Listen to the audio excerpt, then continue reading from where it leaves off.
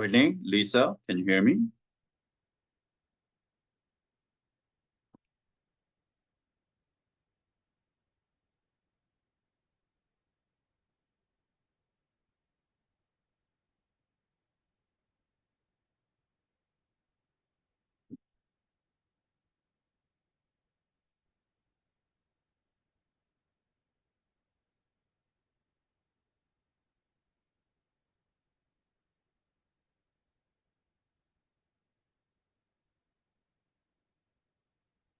Hello, you there? Can you hear me? Can you hear me?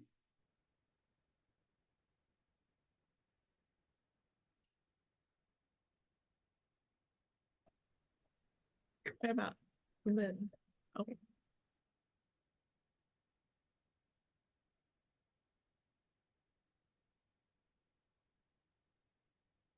Leah, Ryan, can you hear me? Hello, can you guys hear me?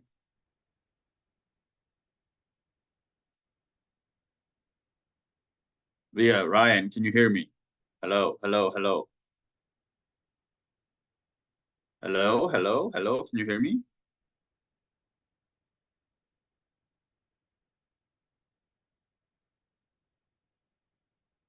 Wait, can you guys hear me? Can you guys not hear me?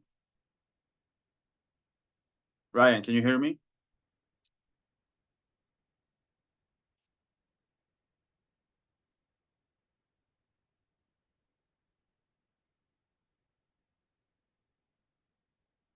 No?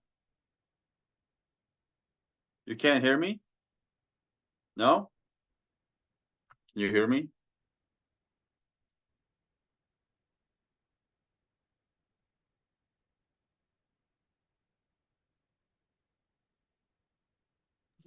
Yeah, we were on mute. Can you hear us?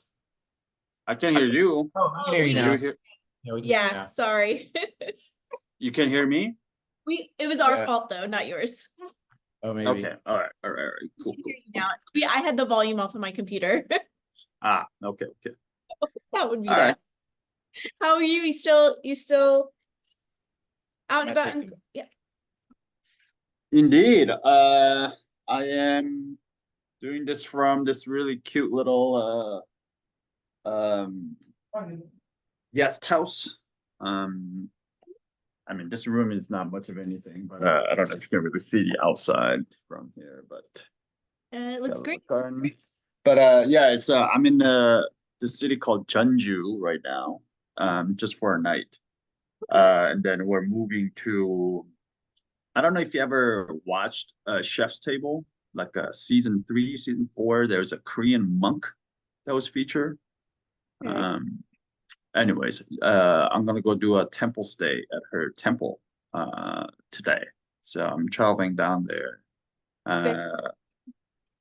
Yeah, and then Awesome. there's a whole like a cooking demonstration and lesson that's happening with her later today. So we'll see what happens. Is that something that she does regularly, or did it have to be like specially scheduled, or? She does it regularly, yeah. Well, now she does, ever since the Netflix aired her episode. No, yes, I love cooking shows, but I missed that one. I was really big on Chopped and Iron Chef when I know Yeah, those yeah, are, yeah. but those are Um, programs. but looking forward to it. But her just got her time schedule for today from her, from the temple.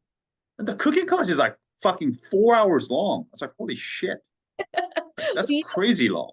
Anything that's good has to be marinated for a long time or cooked for a long time. I suppose, but yeah. Do you And taste along the way, or what, or how does it like? I don't know what to expect. I think so. I know that we eat afterwards, but yeah, I think you just make bunch of different like a banchan, like the Korean banchans around it. And because it's a Buddhist monk cooking class or temple cuisine, it's vegan. So yeah, never had I thought that I would ever be taking a vegan cooking class, but here we are. I'm about to go take a vegan cooking class.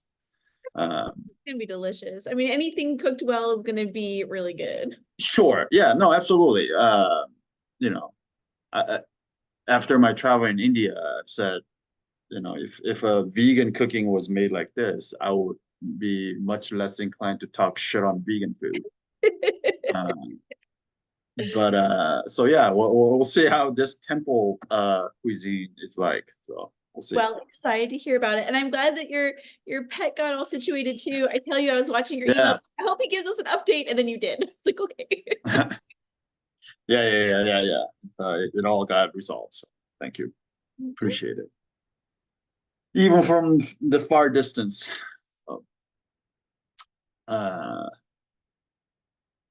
Come on in, folks. We'll get started in a little bit.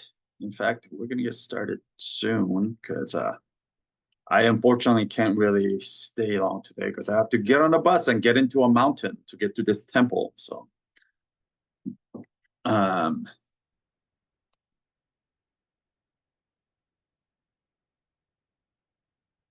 right. Well, in fact, let's get started. Yeah, I'm gonna move this thing along today. Welcome everyone. Welcome to the first week of Basque country box, Basque box. Super excited. It's I feel like a Basque is a place where most people know better for its food. I mean, it is kind of a gastronomic culinary mecca, so to speak. Definitely in Spain, but arguably in the world. If you ever heard of a city called San Sebastian, that's in Basque country. This is basically northeastern part of Spain is what we're talking about. Very northern part of Spain, butting up right against the French border. But yeah, it's a place where a lot of greatest cooking or greatest chefs in the world are based in. The man, our own DC's native, Jose Andres, was trained at the restaurant in the Basque country. At the time, the greatest molecular gastronomic restaurant of the time by the chef Ferran Adria. That's all based in Basque. So yeah, I mean, there's a lot happening here, but oftentimes people don't really think about Basque country in terms of its wine. And I think it's a shame. And for a long time, deservingly so. A lot of the wine that's coming out of here, Basque is synonymous essentially with the Txakolina. By the way, that's how it's pronounced. Txakolina, Txakolina. But it's a synonymous. So basically, Basque is chocolate. Chocolate is Basque.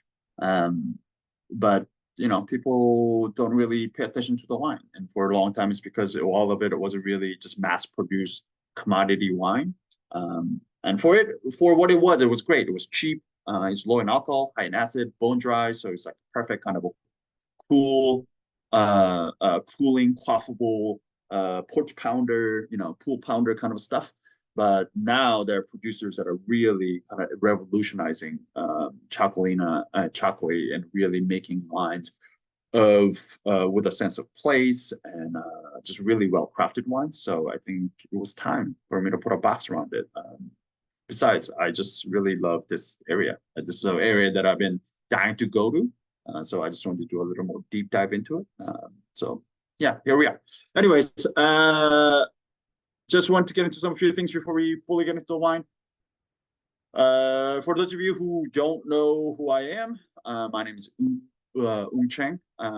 That silent W in my name throws everybody off, so don't feel bad about it. But the way you pronounce it is like Un, like moon without the M, noon without the first N, or with a G at the end. That's an authentic way of pronouncing it in Korean.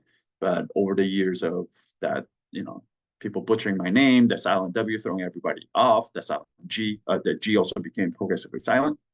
So there they are. But Un or whichever one you feel comfortable saying, or easier for you to say, I respond to both.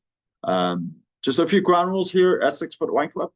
One is that just the first hour is kind of the regular programming, teaching hour. So this is where we're gonna deep dive into the wine. I do some producer profiles. We'll go through some technical aspect of the wine. I may get on soapbox and talk about my feelings, my opinions about certain styles of wine, what's happening in the wine world, and all of that. But anyway, so the first hour is just kind of to be for learning. And in order to move things along in a timely fashion, because we don't want to keep everybody here forever, if you have any questions, if you could just put that in the chat box, or if you can hold on to it until you're prompted for questions, that'd be great. Ground rule number 2 is, this is obviously being a space where we're all consuming booze, and right after the regular programming, this essentially turns into after hour, which is essentially what we're calling, which is essentially like a virtual wine bar.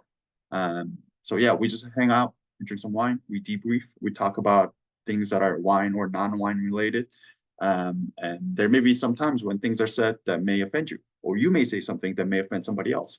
And when those things happen, when it's brought to my attention, we're going to address that as a group. All of that is in the interest of making sure this space feels safe and fun for everybody.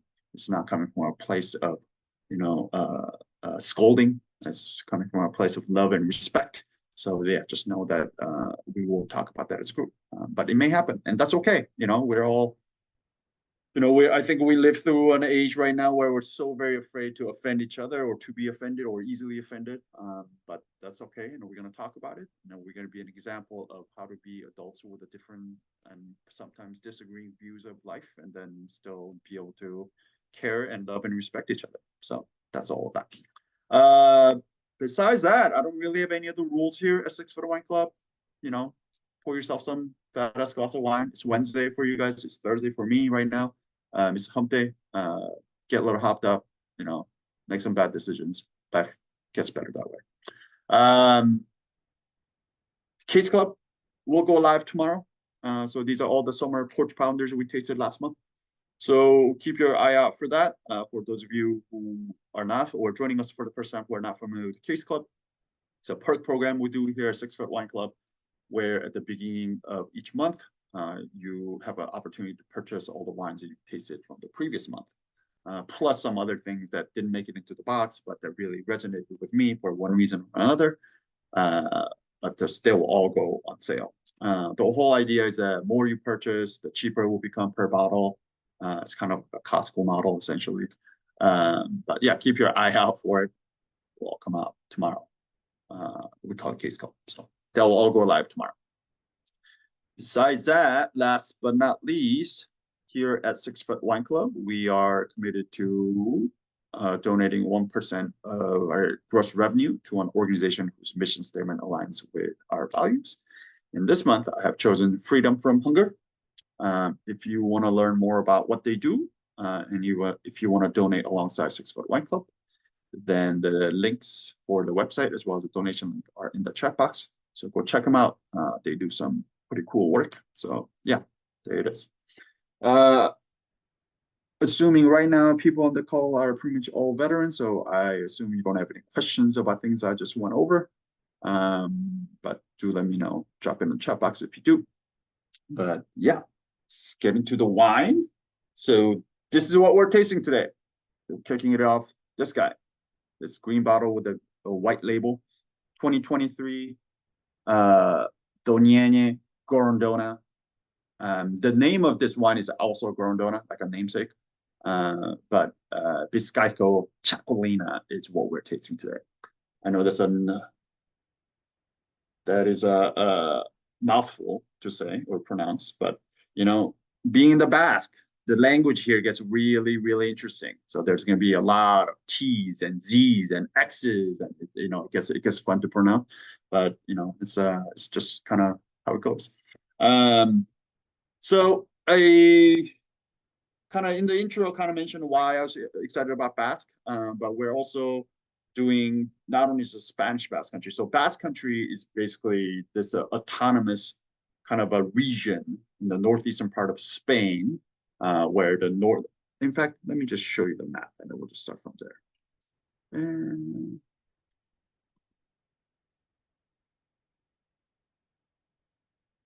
so here we are. Here's a map of Spain.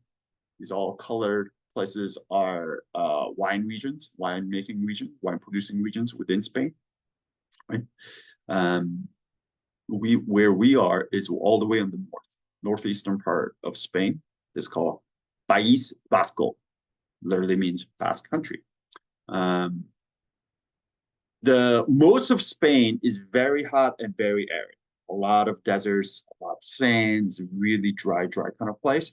Once you get to the northern part of Spain, stretching all the way from Galicia, which we've done, right? We did a Galicia box earlier this year. Starting from here, spanning all the way across, this is essentially green. The landscape gets very different from the rest of Spain. It is the green Spain. This is where you actually get to see some luscious forest, luscious kind of greenery. A lot of it because of the Atlantic influence. Just the Atlantic Ocean. There's a lot of moisture, a lot of rain that comes in, particularly in Galicia, but even in País Vasco, all the way through here, the Bay of Biscay, all of this has that kind of an Atlantic influence that brings in a lot of that moisture and the rain. So it rains quite a bit all the way through the northern kind of coast of Spain, and that's why you see a lot of that greenery and then lusciousness. But where we are is right here, Basque Country. And it basically kind of runs all the way to the French border. I know the wine, these color regions only comes here, but the actual Basque Country runs all the way to French border and extends actually into France. So this was all based in Old Kingdom. So before Spain became what it is now, it was basically a bunch of different separate kingdoms that exist here. So there's a kingdom that exists up on top, which before this even French and Spain border existed, they have extended all the way. They had land going into what is now France. So culturally speaking, this Basque country extends all the way into the French country. So given that fact, I thought we would be doing this service when we're doing the Basque country to keep it to Spain. So this month we're going to do first, we are going to spend most of it in Spain. So first 3 weeks is going to be all Spanish Basque country wines. And then come the last week of this month, we're going to actually taste a French Basque wine. So just to see a stylistic difference, just to see kind of what it's like. But yeah, just to expect that. But yeah, this is kind of where we are. And because of that, separate kingdom, culturally very different. There's a different language here. They've been granted a autonomous kind of a status. So they have their own kind of governing body. They're able to run it basically as a country, almost a country within a country. Like I mentioned, they have their own unique style of food, own unique culture, unique language. So a very interesting area. But also, as you can see, this kind of gray area is mountains. It's quite mountainous running through, and it's right up against the coast. So you see a lot of this kind of change and variety in landscape going all the way from kind of beaches and seaside coast to all the way up to the mountain peak. And it's part of the reason why wine here can actually display all these, what French call terroir, or what Spanish or the Basque people call terruño. It's basically the sense of place that wine tastes like where it comes from. And because it can be made from all the way from the coastal sea land all the way up to the top of the mountains, it can be very interesting, fun place to kind of experience through wine. And just to kind of show what we're talking. Oh, and then here it says right here, this is how Txakolina is pronounced. But essentially, Txakolina is a style of wine. They're both, it can be white, red, rosé. Rosés are pretty rare, but they are made. As far as I know, Txakoli is the only, or Basque is the only other place besides Champagne where rosé wines are traditionally and habitually blended rather than just made from directly red grapes. But anyways, just know that all three of them are made here. But really, when we're talking about Basque country and their style of wine, which is Txakolina, we're talking about white wine. This is primarily a white wine country, all made from a indigenous grape variety called Hondarrabi Zuri. Again, really weird sounding or very different sounding names, but Hondarrabi Zuri is what rules the land here. This is 90% of the planting in Basque country. And then there's Hondarrabi Beltza, which is the red grape variety, the indigenous red grape variety that exists here. The Beltza is believed to be a descendant of Cabernet Franc. It does display a lot of similar characters, that kind of like green, piercing, bell peppery kind of a nature, but a lot of savory kind of notes. And then Hondarrabi Zuri, we're talking about bone dry, high acid, mineral driven, sometimes little spritz with a lot of citrus kind of thrown in, kind of a white wine. Again, perfect for the type of cuisine that they eat here, which is a lot of seafood based, given that they have this huge ocean exposure, as well as it's great for summer. Like I said, great for summer wine. But here we go. This particular wine is not as spritzy. They want to make it more, or it's more quote unquote serious. But oftentimes when you get a bottle of Txakolina or chocolate at a store, the cork, the enclosure, these days particularly, they'll usually, it's made out of plastic, and they'll usually have a little hole, kind of a side, you basically flip over, put it on top, and it basically is a dispenser for the wine.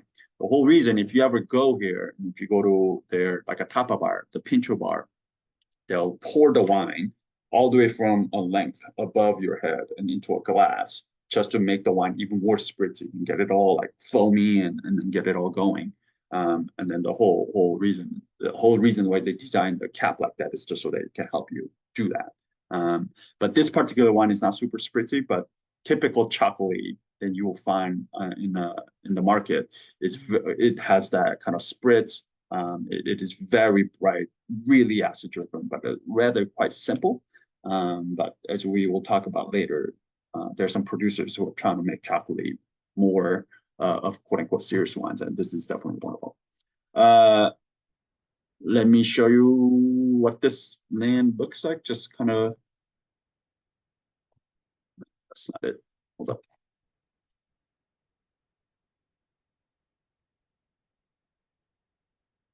So yeah, here you go. So it can look like this, just to kind of show you the different landscape that you can expect in the Basque Country. So you can see this beautiful kind of seaside, sandy beach with a luscious greenery in the background. So it can be coastal town like that, or you can start getting into these kind of a flat greenlands, kind of plateaus where you really get up to the mountains. But you look at how like dense and luscious this forest is, and then you really get up to the top of the mountains. So imagine making wines all throughout these different landscapes and how different they could taste or they would taste. And that's part of why it's fun. But unfortunately, the popular style has been that kind of like really mass-produced, spritzy, kind of acid-driven wine. Let's talk a little bit about, and then the weather-wise, obviously, closer you are to the ocean, more Atlantic influence, so more humidity, more rain, moderating influence, more inland towards the mountains. You go, it becomes a lot more continental. So meaning it gets quite hot in the summertime, it gets quite cold in the wintertime. But only difference is they'll also call this the Mediterranean continental, meaning while it does get cold in the winter, it does get hot in the summer. The what do I call it? Sorry, the temperature, humidity wise, it's not as humid. It's rather quite dry, even inland, because the rest of the country in Spain is so arid and dry. So let's talk about who makes this wine. So this is a woman. She's the owner. She's an enologist. This is a joint project between her and her friend, who's also a journalist, but it's their passion project. Essentially, she wanted to make wine. She wanted to showcase all those different landscapes that I was just showing you. That she was kind of embarrassed that all this traditional winemaking that has existed in this region for a very long time is kind of going away, and everybody is, first of all, just winemaking as a whole was going away. A lot of that vineyards were being uprooted and being sold to land developers to develop it into housings and different things, as the popularity of this region has gone up. But more so, even the style of the wine that was being made was being favored towards national varieties, as well as just that kind of commodity style Txakolina. So she really wanted to bring it back work with only the indigenous varieties, do it the way that's been traditionally done, and then kind of showcase that kind of the what's capable, like what Txakoli is capable of doing. So yeah, it's a personal indigenous passion project. So she only works with the indigenous grape variety. So the Hondarrabi Zuri, Hondarrabi Beltza is what we're talking about. She does grow mostly Hondarrabi Zuri, which is a white wine. She's been a kind of pioneer. She started this project in 1994. I'm sorry. By the way, her name is Itziar. I should type it in because you guys probably won't be able to see it. There you go.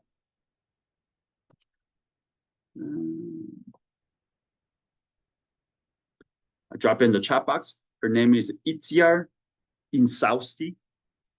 Again, very, very unique kind of a spelling, but that's Basque language.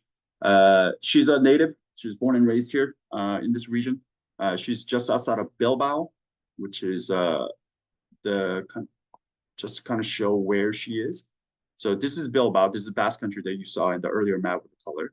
This is Bilbao, which is the biggest city, kind of the municipal capital of Basque country.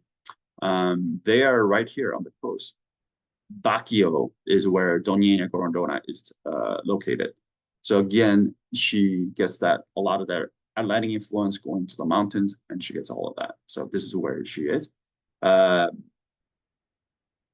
yeah, she's been a pioneer here since this is what it looks like. So you get access to this actual shot from the vineyard, where some of this is in this wine actually. This is that ocean front that runs up. So you get a lot of that ocean kind of air coming in, but then you're getting up into the elevation. So you get the cooling effect as well. So yeah, she's been a pioneer here since 1994. She's been making wine for a while at this point then. So in her pursuit of quality, she kind of did everything that everybody else was not doing. So instead of this commodity where the quantity is the name of the game rather than quality, she reduced her yield dramatically. So she kind of sacrificed that initial immediate economic potential gain, because when you reduce your yield, you are making less wine. But yeah, so she reduced her yield in chase for quality grapes. And then she also decided to make her wines without using any kind of all the additives. So all the things that we talk about here in 6 Wine Club. So very minimal intervention style, only using native yeast. Nothing else really gets added except for the minimal amount of sulfites. So we're talking about very kind of a raw, honest form of the wine, which is a pretty rare thing here. This being and then she farms all of her grapes organically. She does admit to using time to time when the weather is completely shitty and she can't really have time. She does spray or copper and sulfur time to time. But she try to do as little as possible. But all of that is a pretty rare thing here in this Basque country because one, it's very humid. It's really hard to do. It's a big challenge to farm organically. And on top of that, again, to reduce quantity and try to make wines without using any additives. That's just not what anybody does here. So I give her props for doing something against the grain. She currently farms 16 hectares of vines, including she has 2 hectares of pre-phylloxera Hondarrabi Beltza, which is a pretty unique thing here. There's a lot of sand, or at least parts of Basque country. There's a lot of sand, and phylloxera does not like sand. So they were able to keep this Hondarrabi Beltza that's grown on sandy soil, 2 hectares of it, pre-phylloxera. So we're talking about, she has vines that are 100+ years old in this very humid region, which is pretty incredible. And some of that is actually in this wine as well. All right, so what is this wine? This is a blend of 91% Hondarrabi Zuri, which is the white grape variety, 6% of Hondarrabi Zuri, Zuri Zerratia, which is a different strain of Hondarrabi Zuri, 2% of a Munemahatsa. I'm gonna have to put it all in chat box because it's really hard to pronounce any of these. And then 1% of Hondarrabi Beltza. So a little bit of that red, that's a direct press that goes in there.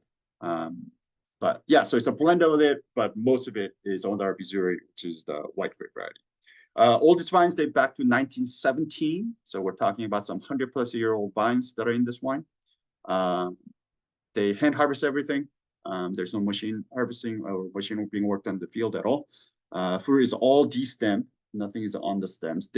All the Hondarrabis, both Zuri and Beltza, has a little bit of that green kind of savory thing going on. So you rarely see the Basque country wines that are whole cluster, because they want to keep it off the stem, trying to keep a lot of that kind of savory phenolics off the wine as much as possible. So completely destemmed, gently crushed in a pneumatic press, and then it's done in a stainless steel tank, temperature controlled stainless steel tank, and then with a spontaneous fermentation with a native yeast, and then it gets rested on its lees for till January of the following the harvest in the winemaking. So it spends a little bit of time on the lees. They also make a bottling that has extended lees aging for like 18 months and plus. And I tasted that one as well. And it tastes like base wine of champagne. It's quite insane what they are doing, which is incredible, but we didn't have enough stock to use that for this month. As well as she also makes a sulfite-free 0.0 chocolate, which is unheard of. I've never had one. And it is a super cool wine, delicious wine. Again, didn't have enough stock. So maybe I'll offer it on case cup if it's still available. But yeah, if you're ever going to a store and looking for, if you see Gorrondona, just know that they make a lot of different styles of wine, different bottlings. And so check them out. But for today, we have their namesake Gorrondona, which is their entry point, very much of just kind of steely, austere, trying to keep it as much about the fruit purity as possible. So yeah, native yeast, stainless steel tank, just a slight short lees maceration, just sitting the wine on dead yeast cells is basically what has happened with this wine. And minimal amount of sulfites about. And that's what you have here. Any questions about Basque or the wine or anything?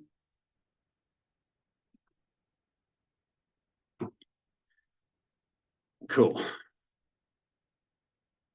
Let's taste the wine.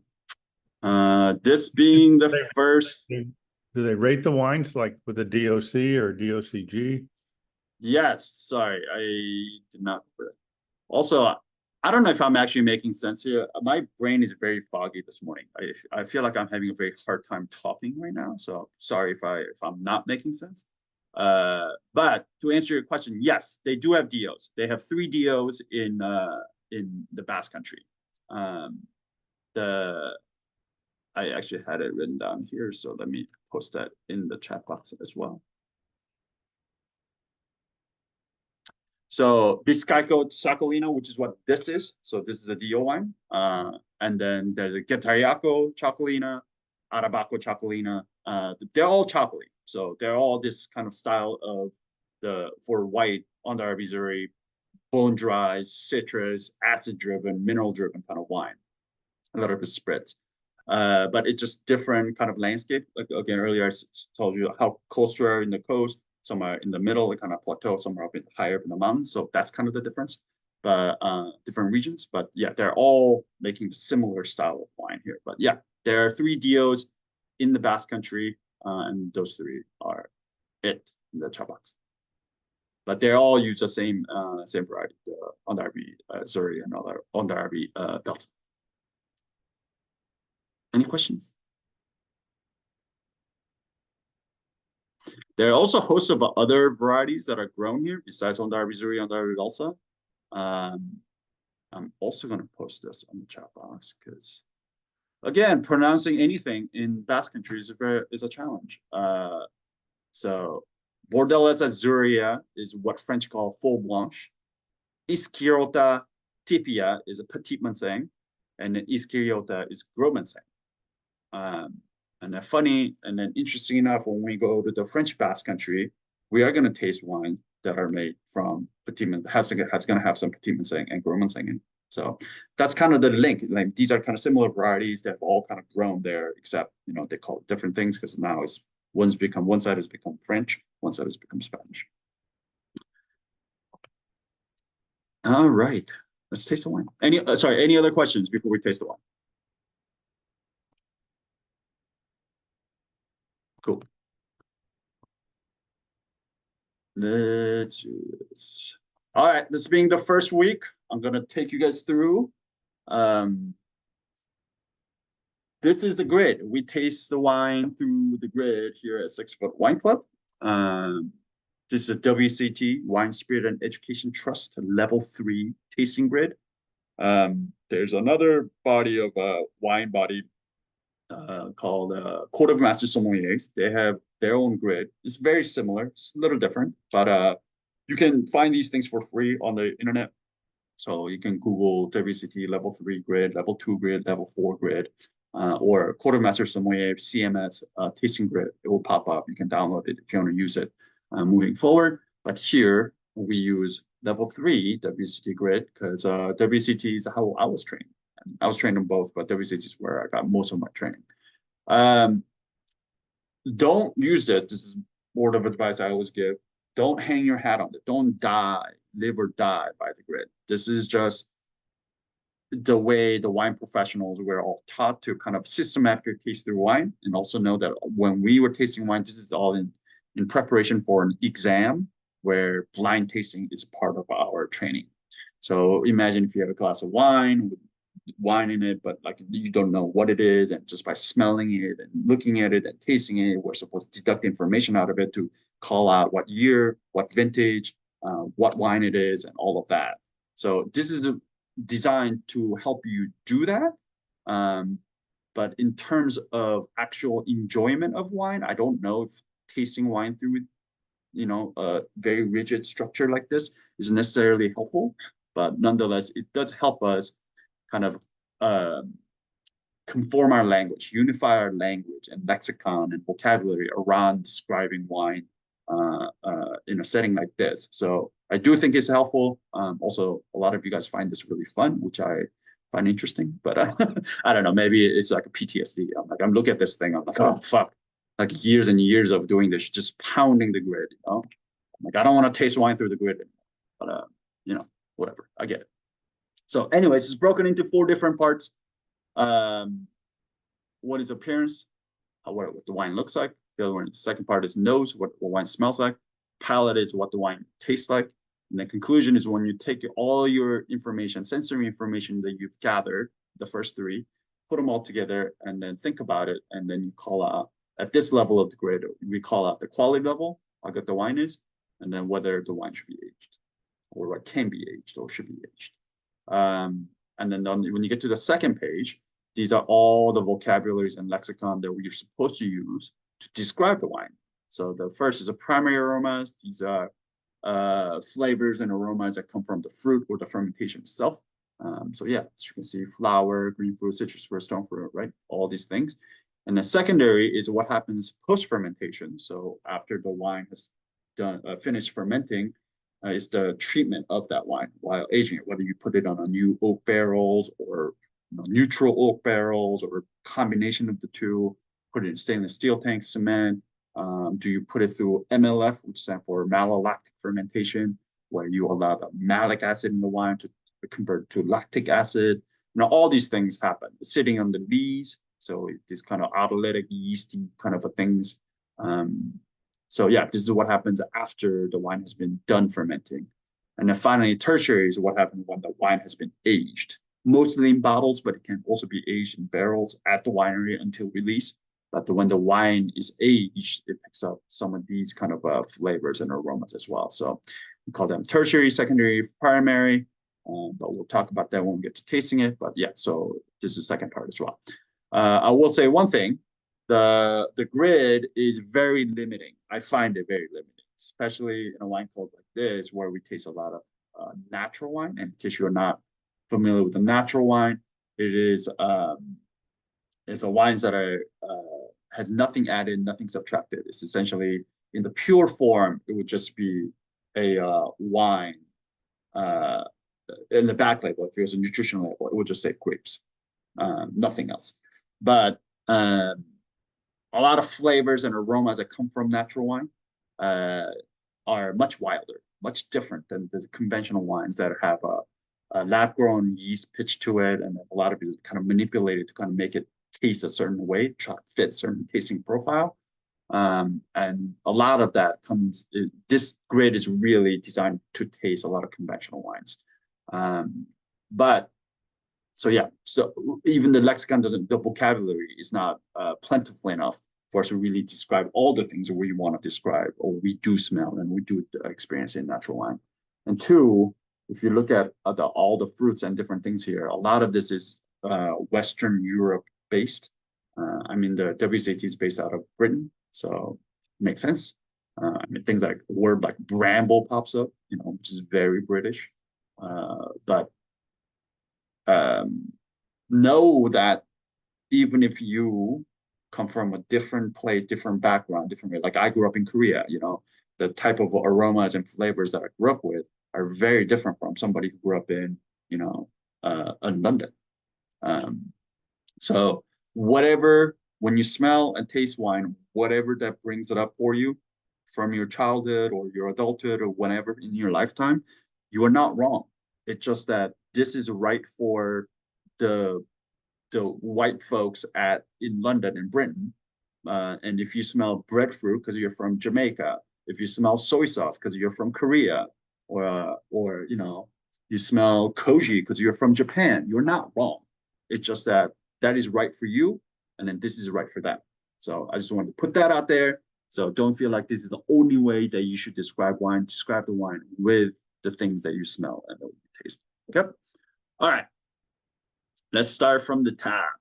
Appearance. So pour yourself like a half glass of wine, like 2 to 3 ounces. And first is we're going to look at it. So you're going to tilt the glass at 45-degree angle. You're going to look through the deepest core of the wine. The best light is natural light. But for you guys it's nighttime, so you don't have that. I kind of have an indirect natural light right now, but yeah, do it the way you can. If you have any white background, like white piece of paper would be great, but if you don't have that, like your hand would be great. Just put like behind the 45 deepest core of the wine and just kind of look through and see what you see. So clarity, we're gonna go from the top. I'm gonna call this wine clear. This wine is definitely not hazy. It's very clear to me. Intensity, there's some color here, right? It's not watery. I'm gonna call this like even medium. I don't want to go all the way to medium gold. Maybe I'll call this like pale gold, medium lemon, maybe even going towards like medium plus deep lemon. But there's some color here, which I find surprising that, something that is in the stainless steel tank has seen this much. As the wine ages, has, I guess, exposure to oxygen. Oftentimes you get little micro oxygenation when you put wine in barrels. But stainless steel tank is completely impermeable, right? So there's no oxygen exchange. The fact that it's picked up this much kind of color is surprising to me.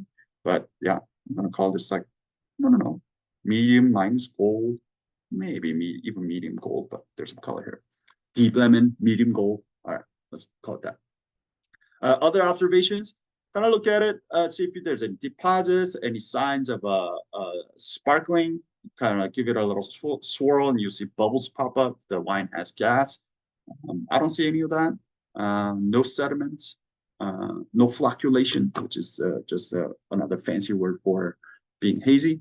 And then it says here legs and tears, but if you stick with me, you will learn that how much I despise having to talk about legs or tears, especially in the appearance. Legs or tears, essentially, if you swirl the wine, you let it sit, you're going to see these kind of wines streaming down on the side of the glass. Those are called legs or tears. It's essentially a function of sugar and alcohol. It tells you about the viscosity of the wine. Like faster it moves, obviously, less viscous it is. Slower it moves, more viscous it is.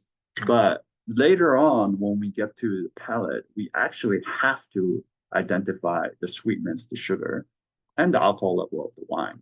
So why we're trying to take a guess game of what those things are doing in the wine on the site to me seems very unnecessary, and not really accurate either. So I don't know why we're doing it, but they want you to do it. But whatever you do, sure, you want to talk about legs, great. You want to know how fast it's moving, how slow moving, great. Whatever you do not equate it with quality. There's some misconception out there that slower the legs move, the better the wine is. It is completely false. Is in fact, you sound stupid, quite frankly, when you say things like that in the restaurant. So don't be that guy or that gal. Just don't talk about legs or tears because it's stupid. It doesn't really matter. All right, nose. Give it a little swirl. Put your nose in it. And then you're going to take either one big, like a slow inhale, or you can take like spurts. So first, I'm more of like a slow inhale guy, but see whatever you want. Give it a swirl, put your nose in the glass, and then give it a little swirl. This wine is clean. This wine is sound.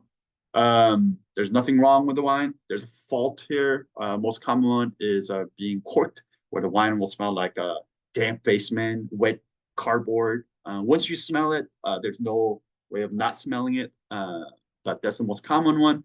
But there are all the other ones like, high levels of VA, volatile acidity, high levels of Brettanomyces, all these different things. Fault is one of those things that's really hard to kind of teach even in a like a learning setting like this, because one, you got to have faulty wine for you to smell like. So you can only kind of tell by coming across it. There is a faulty wine smell guide out there that somebody made like a smelling kit of what the faulty wines will smell like, all the faulty wines will smell like. So you can get one of those if you're really curious. Jamie Good is a British wine author, also wrote a very, very good book on wine faults. So if you're more interested in that, you should go check that out. But yeah, just know that fault is something that's hard to kind of talk about as we come across it. But most common one is being corked, which is where the wine will smell like wet cardboard, and everything, like all the fruit, all the flour, everything else is very muted. Intensity. So give it a swirl and start moving the glass towards your nose, and kind of note when you start smelling the wine. So to me, like I'm like up here, which is what is that, like 2 inches, 2 to 3 inches off the glass. So a little bit of distance off the glass. So intensity is if you start moving and if your nose touches the glass or just above the rim, that's about when you start smelling the wine. That's about medium. If you get your nose way in there and then you still kind of really can't get things out or very faint, it's a medium minus. Light is when it's like really in there, you can't really smell much. Medium plus is a few inches off the glass, right? And then pronounces even further. So it's all about how intensely aromatic the wine is, and then the distance kind of tells you. So yeah, to me, I'm like right here. So, and also know that temperature matters. Really cold wines are not very expressive. So all the things are just kind of too cold and knocked up. So if your wine is really cold, as it warms up, it will become a little more expressive. Also, some wines need some time and oxygen and air to really kind of open up. So that could be another reason. So there are a variety of factors that affect the intensity. It's an ever so dynamic thing also. Like sometimes it gets really more intense and it kind of dies out, and then it dies out and comes back up. So yeah, that's part of what's frustrating as well as what's fun about wine. It's ever so changing and the kind of a dynamic thing. Aroma characteristics. So this is where you're going to go to the second page, and then we're going to talk about all these things that we talked about earlier. So give it a swirl, smell it, and then we're going to just go down from top to bottom and then kind of pull out things that we smell. And don't overthink this. Just kind of go down the list and then see if you smell it. If you don't smell it, you don't smell it. If you smell it, you smell it. You don't need to spend a whole lot of time for like, is that honeysuckle? Is that elderflower? Like, what is that? Like, just go in, whatever first thing that comes to your mind, that's go with it. So, all right. So give it a swirl, smell. Yeah. To me, this wine is not super floral. Perhaps maybe there's a little, you could convince me, maybe there's a little white flowery kind of thing, but really it's not a super floral wine. Green fruit. This is all the kind of apple, pear, that kind of stuff. So smell. Perhaps maybe a little bit of pear. Again, convince me, but not super strong. Citrus, to me, this is where a lot of this exists. I mean, I get tons of citrus here. I get lemon. I get some lemon zest, even like a grapefruit peel. So yeah, I get quite a bit of citrus here. Stone fruit, I don't get much stone fruit here at all. In fact, no stone fruit. Tropical fruit, there's nothing listed here, but to me, and I know not everyone has smelled or tasted this fruit, or at least good ones, because a lot of when you go to hotel breakfast buffets and they serve these things, they're terrible. But star fruit, if you ever have star fruit, to me, there's a lot of like a star fruit quality to this wine. So there's a touch of that. But really what we're talking about is citrus fruit, maybe a touch of pear, touch of white flower, but really to me, this is where it exists, citrus. No red fruit, no black fruit. This is mostly for red wine anyway. We talk about the nature of the fruit, quality of the fruit, because it tells you a lot about what happened during the growing season, what happened during winemaking. As hot, when it gets really hot, the wine gets kind of like stewy and baked and jammy and all of that. Or you pick it later, you can get that, or you pick it early and you can get that kind of green, savory kind of thing going on. So smell it and see what you think. To me, there's nothing overripe about this. If anything, maybe it's touch underripe. So underripe to like ripe, kind of a fruit quality, like maybe not super ripe, but I won't go also super green either. So yeah, a little bit of that, like perfectly ripe, fresh group. There's nothing, it hasn't seen any heat or cooking to it. Fresh, ripe fruit with a touch of that kind of like the underripe greenness, so to speak. So yeah, herbaceous. Here we talk about green bell pepper. I'm going as far as calling green bell pepper, but there's a little bit of that kind of like green, leafy, kind of a savory thing going on here, which is very typical for Txakolina. Herbal, I don't get much herbal here. To me, it's maybe just a touch of green, but nothing herbally. No spices, and then here, the rockiness. I get some of that here. I get some of that like crushed rock dust. So, and for those of you who are not familiar with the minerality in wine, you might have heard of people talking about minerality, the mineral driven, the rockiness. Everyone, there's no scientific proof that any soil that is grown in, somehow the elements of that soil ends up in the actual wine that you drink. But every wine person will agree that there's some layer of this rockiness, that wine grown on clay versus granite versus limestone taste and feel different. And then this is just a way of kind of like telling each other that that is what's happening in the wine. I get certain layer of different soil that is kind of grown here. And there's some way of talking about maybe it's a reduction in the wine, which is the lack of oxygen during winemaking. It's called reductive or reduction. Can cause some of this, like Chablis, for example, French wine called Chablis, is made very reductively. And we talk a lot about how Chablis has a kind of oyster shell, that kind of like almost smoky, plenty kind of a minerality running through. And you know, a lot of scientists are saying, or some people, researchers are saying that that's actually a result of a reduction, not necessarily anything to do with the soil or anything. And coincidentally, also the soil in Chablis has a lot of those like tiny little marine shells, oyster shells, ancient oyster shells in there. So maybe it's a power of suggestion as well. But anyways, whatever it may be, there's some rockiness here. Like to me, I get some like crushed rock, like rock dust, that kind of stuff. Secondary, this is, I don't get a whole lot of lees here. I mean, the lees aging on the thing is very, very short. It's not really much for flavor, more for maybe just the texture of the wine. So when you put the wine, leave the wines on these, which are the yeast cells, the two things, one, it imparts flavors, which is all the things they're talking about here. This is autolytic aromas and flavor, biscuit, bread dough, pizza dough, cheese rind, and things like that. It also changes texturally. The wine, just the mouthfeel changes a little bit. So yeah, to me, I don't get much of the autolytic thing. MLF, I'm terrible at smelling MLF. Anyway, this is where if you leave wine at room temperature, this happens naturally. All the malic acid in the wine naturally converts from lactic acid.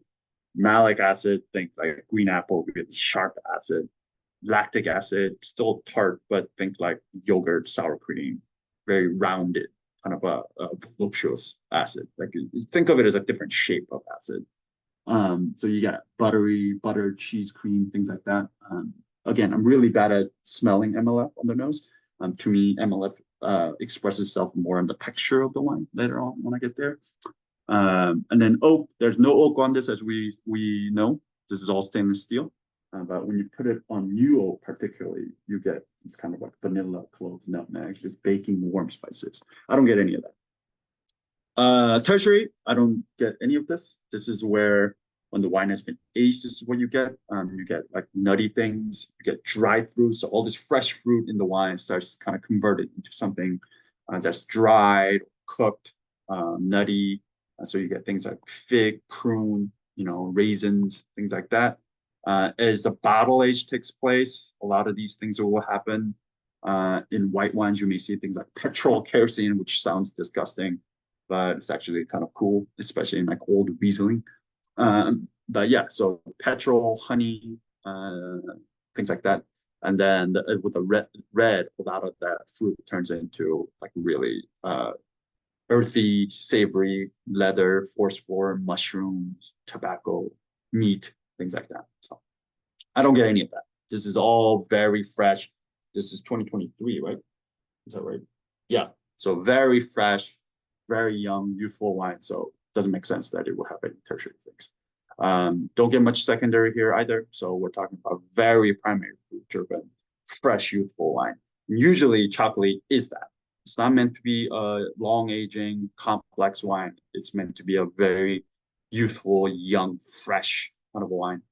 So it makes sense why you get mostly primary and no secondary, tertiary. All right, let's get to palate. So give it a swirl. Have a sip. Swirl it all around your mouth, like the Listerine the shit out of your mouth. Every inch of your mouth should be coated in wine. And you're tasting for two things, structure and flavor. So mostly first, structure. So structure is basically anything but flavor. So we're talking about body, alcohol, acid, sugar, and all of that. Flavor is basically all the flavor that we just described on the nose. Now we're going to confirm whether that exists or not. So we're going to start from the top, sweetness, sugar.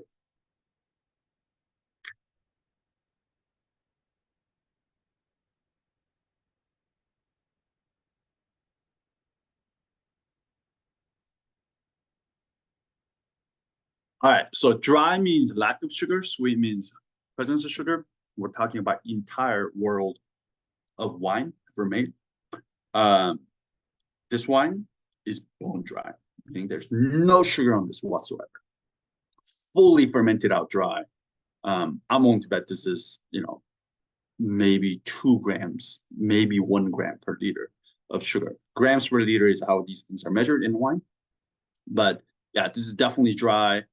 Just so you know, 90 to 95% of wines made in the world are dry. Off dry is so when you just start to perceive a little bit of wine, a little bit of sugar.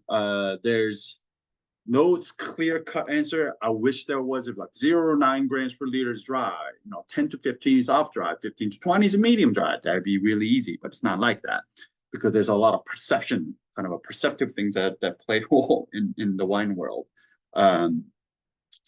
But in general, dry, in my experience, has been anywhere between 0 to like 9 grams. Off dry can be like 10 to like 18. Medium dry, 18 to like 25. It's usually about what I've experienced. But even starting with the off dry, you'll start to perceive there's a noticeable amount of sugar that's coming. and it gets sweeter and sweeter. By the time you get to the luscious, we're talking about like 350 grams per liter of wine, sugar. So it gets quite sweet. Acidity. Move the wine around, see where you feel the acid. To me, it's the back of my jaws. Most people do. You can also watch how much your mouth salivates. Some people feel it between their eyebrows. Some people feel it in their sinus. You got to decide where you feel it. But just as typical as most chocolate, this is a medium plus bordering on high acid. I mean, this has got some acid. Like this is an acid bomb, and chocolate is exactly meant to be that.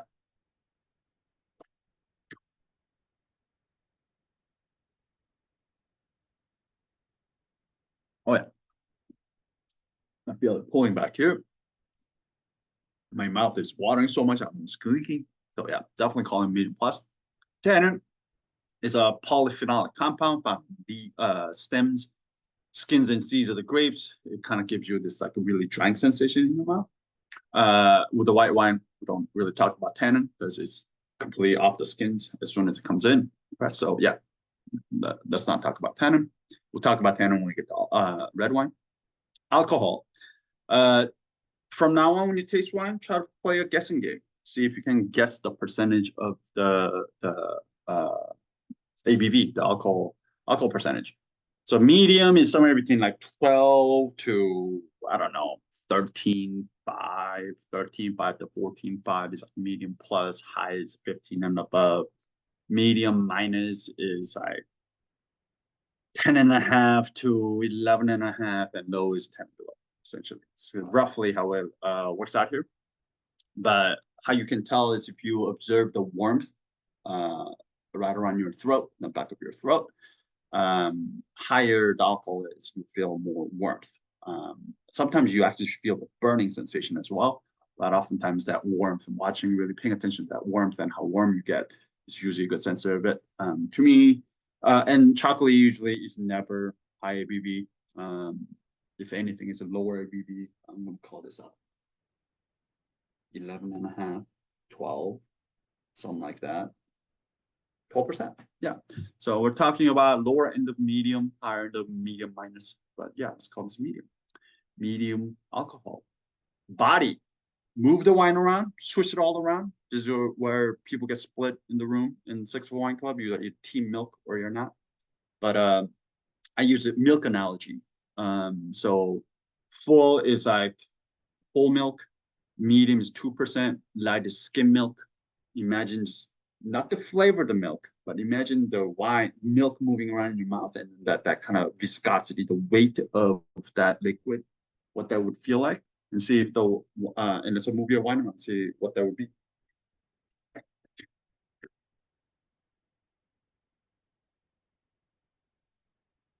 For something that has a low ABV, especially for chocolate, this has some weight. And again, I think that's the result of the lees aging, the even short lees aging that put on, not necessarily again for the flavor, but more for that mouthfeel. I'm gonna call this like almost bordering on medium. I'm gonna call this medium, but this is like lower end of medium, higher end of medium minus, but there's some weight to this thing. Usually chocolate doesn't have a whole lot of weight. It's quite light. Again, it's not meant to be any of that. It's not meant to be a high body wine. It's meant to be quaffable. So usually it's made really light, watery even, but this has got some weight to it, which is nice. So I'm gonna call this medium. Mousse, we're gonna talk about that. That's for sparkling wine. Flavor intensity, I'm gonna call this about medium. This is how intense are the flavors, how easily can you notice the flavors. Flavor characteristics, this is where you identify all the flavors and aromas that you identify, see if you confirm it or not in the nose, if you confirm that or not. So to me, all the things I called out on the nose are here, like maybe touch of that floral, again, not faint, not much. Green fruit, faint, but again, it's all citrus. To me, this is lemon peel, maybe touch of grapefruit peel, but really all in the citrus family here.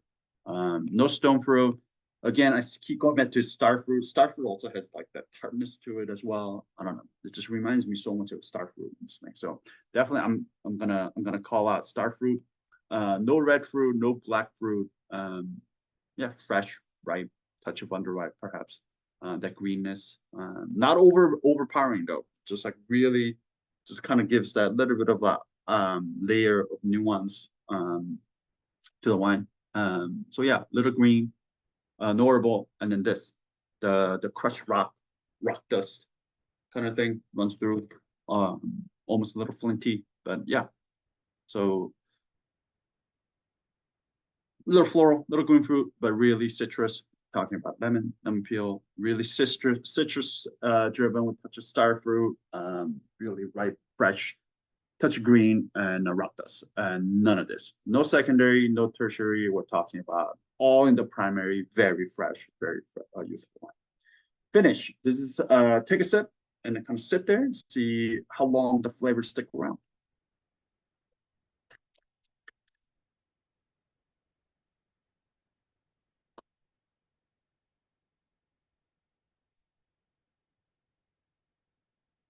This is a great seafood wine. Oh, kind of goes, not super long, but got some length. Usually chocolate just hits and quits. But I'm gonna call this medium. It's got some length. Oh, and then there's something I did not call out, which is salinity. Now I was sitting there really watching the finish. Yeah, there's saltiness to this wine, which is really nice. Yeah, there's a brininess. There's that kind of salty finish that runs all that citrus. So it's like a salted lemon kind of a thing, salted lemonade kind of a thing that's running through here. And then, yeah, that sticks around. So I'm going to call it salinity as well, the brininess. Conclusion, let's put it all together. So quality level, wine quality is a function of two things.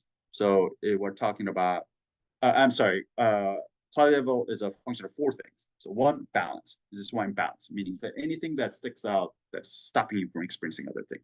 You could argue maybe acid is really high here. But honestly, to me, nothing is out of balance. Everything seems quite harmonious. So I'm going to call this balance. Concentration, how intense are the flavors and aromas?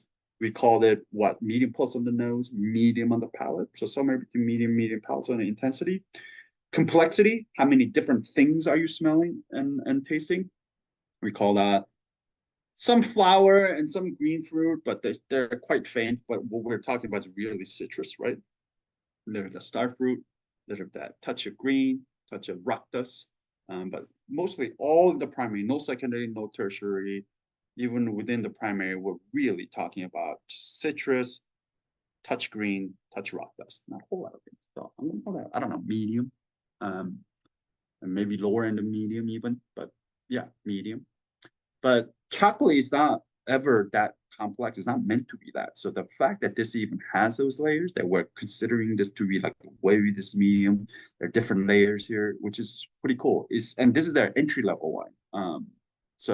And this is what I mean by, I love what they're doing at Gorrondona. Is they're taking something that was now at least very much of a commercial grade commodity wine, but traditionally that has been much more soulful like this, expressive like this, and then trying to bring it back, which is great. So the fourth final part is the length, and we call it about medium, right? So when you look at that, on this balance, we call it medium to medium plus intensity, but medium complexity, medium length. So when you take an average of all of that, you get kind of like a medium, right? Maybe just above medium, but really medium. So when that average comes out to medium, it's good. When there's a medium plus, it's very good. When that is, high pronounced, that's outstanding. Medium minus acceptable. Low is poor. Faulty just means there's something wrong with the wine. So I'm going to call this good. This wine is good. Level of drinking, readiness for drinking, aging. So aging is a function of two things, and then those two things get further subdivided into two other things, two subparts. So one is flavor and one is structure. And structure, what we're talking about, and it gets subdivided into acid and tannin. So any wine that's meant to be aged for a long time has to have either tannin and or acid. So this one has acid. We call this medium plus bordering on high acid.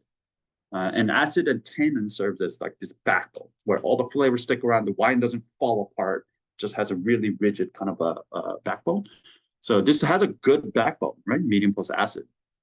Flavor, we're talking about intensity and complexity.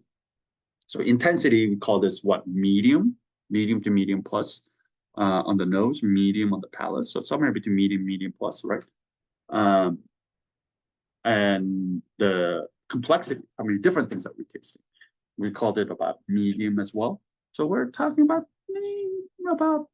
medium, decent, not terrible, but not great either. So while it has a great backbone, it doesn't have the enough intensity or the complexity to really for it to age. And two, something else to think about is the wine going to get better by aging? The whole point of aging is a wine ages, as that tertiary bottle aging said, a lot of flavors change to non-fruit flavors, right? So when those things happen, all the freshness gets lost. And when that happens, is that wine actually going to get better? Like for me, the point of this wine is to consume fresh, young, and youthful, right? It's not meant to be this age complex kind of a thing. But I don't necessarily think this wine is going to get better by aging it. So I say drink this now because of that solid backbone of acid. I think it would be fine for the next year or two, maybe even longer. But I don't think the wine's necessarily going to get better in terms of more delicious in terms of flavor. So I say drink this now. Don't worry about aging, but keep it. It will be fine to drink for next 2 years. So that would be my call. There you go. That's how you taste wine through the grid. Yeah. Any questions? Hold on. Any questions about anything I just went over? Any disagreements?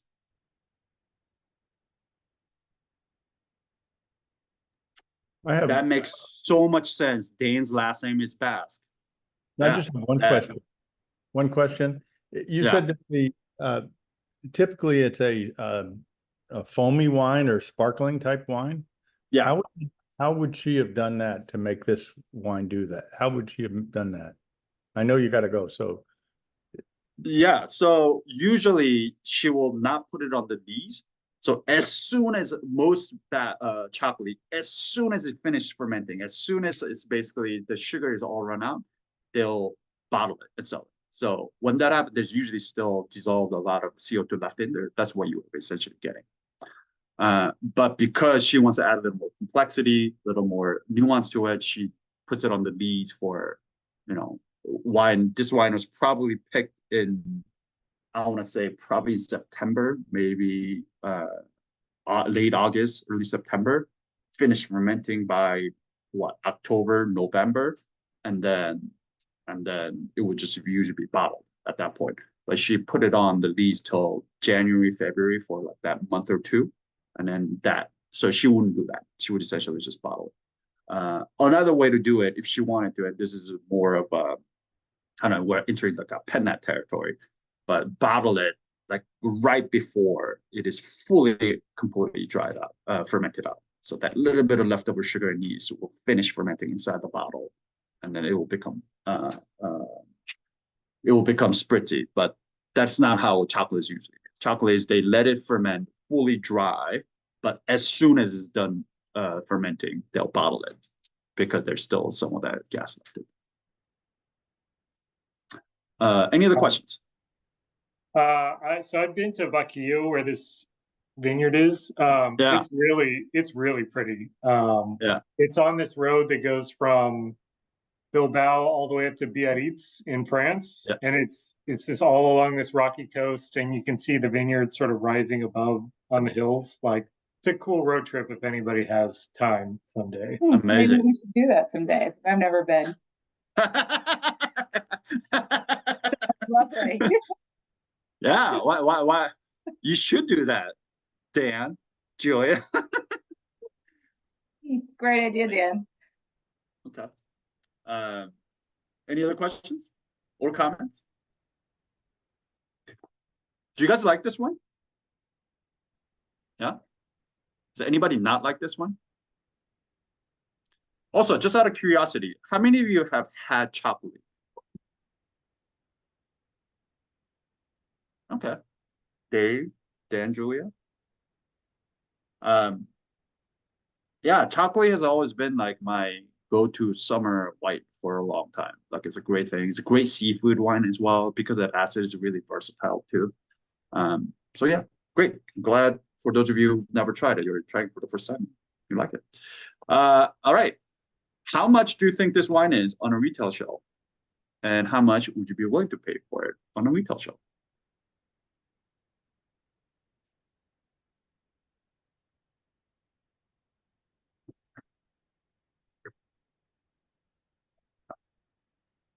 Oh, it's so good.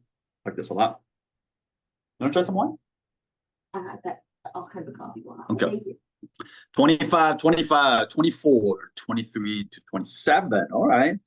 I said 25, Ryan said 28. Well, another beautiful thing about chocolate is that it's usually never that expensive. And even the ones that were well made like this, it's not. So this comes in at $21 on a retail. So to me, that's a hell of a deal. Like for a really well-made chocolate for $21, you know, that's versatile. You know, you can pop this open on the porch. You can drink it with dinner. It's food friendly as well. Yeah, that's what it is. Cool. Any questions?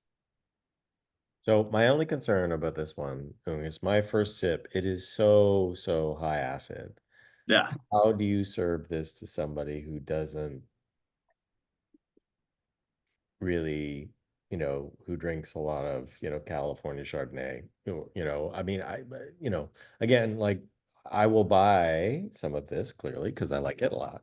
But who, like, do you serve it with things that's going to cut the acidity, or Yeah, you just give them ice cubes like your mom? you could do that as well. Yeah. I mean, I think if you're drinking this at like a really hot day on a pool or something, I think on its own it'd be good. But in general, you know, you've been to this area, like they don't drink without food, right? Like everything is consumed with food. It just makes more sense with food. Something salty. You know, the parent suggestion I gave with this thing was the Hilda, the pincho Hilda, which is the toothpick of the pickled peppers, long peppers, olives, and the anchovies. Like things like that makes so much sense here when you got that kind of salty, tart, like salted lemon kind of a thing going on here. So yeah, I would say if you have guests who are into Napa Chardonnay coming over and this is what you want to serve them, and you're worried about that initial kind of shock, I would say, yeah, it would make a lot more sense for sure. To Dave's point, like, because it's so high acid, I'm surprised there aren't more just like straight up sparkling chocolates. Like it's got the acid to do it, right? And I just you don't usually see it. Yeah. Well, we got a bottle of a rosé chocolate, which is a very rare thing this month. So you just wait. That chocolate, that sparkling is so dope. It's so good. It's amazing. Yeah. But yes, to your point, Dan, I've thought that for so long. I'm like, why don't they make chocolate sparkling? Like it'd be delicious. It's like high acid, but I think it's a traditionally they just haven't. And then yeah, so when I came across this sparkling, I was like, oh yeah, that's it. That's the one. Any other questions? Cool. I'm gonna close the recording.